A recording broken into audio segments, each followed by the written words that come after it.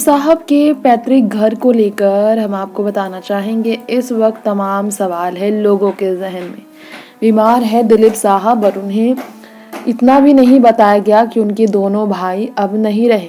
दोनों भाइयों के निधन पर उनके अंतिम दर्शन पर भी नहीं पहुंच सके दिलीप साहब, क्योंकि सायरा बानो ने खुद बताया था कि उनके भाइयों के बारे में उनसे नहीं इन्फॉर्म किया गया क्योंकि उनकी तबीयत खराब है। डॉक्टर ने कहा है इस तरह के सदमे से उन्हें दूर रखा जाए और इसलिए उनकी सेहत ना बिगड़े, इसलिए उन्हें सदमे से दूर रखा गया।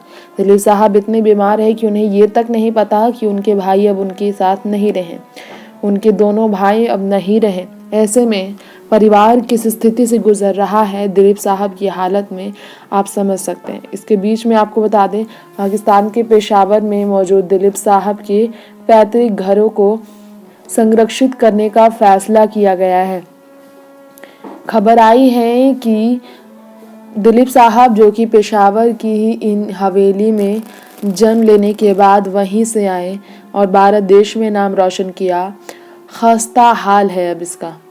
और पाकिस्तान के खबर के मुताबिक कहा जा रहा है कि उसी को संरक्षित रखने के लिए उन्हें सरकारी कब्जे में देने की बात चल रही है।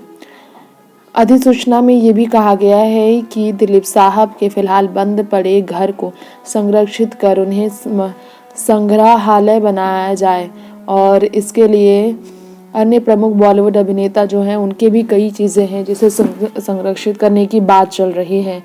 वैसे तो आपको बताना चाहेंगे कि संग्रहालय विभाग के निदेशक डॉक्टर अब्दुल समद ने पेशावर के आयुक्त को एक पत्र भेजा और कहा कि विभाग इन स्थानों को संरक्षित घोषित करना चाहता है, यानी कि इन्हें सेफ रखना चाहता है।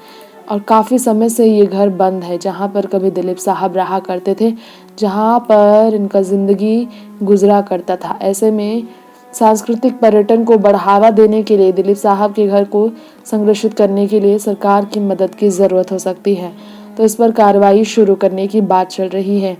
ऐतिहासिक किस्सा है इस घर के साथ दिलीप साहब का। और मोहल्ला खुदादाद में ख्वानी बाज़ार में उनका ये घर है। आवासीय इलाका अब एक बड़े व्यापारिक केंद्र में तब्दील हो चुका है। ऐसे में दिलीप साहब के उस घर को बदलने के लिए किस तरह के प्लान किए जा रहे हैं, इस पर चर्चा हो रही है।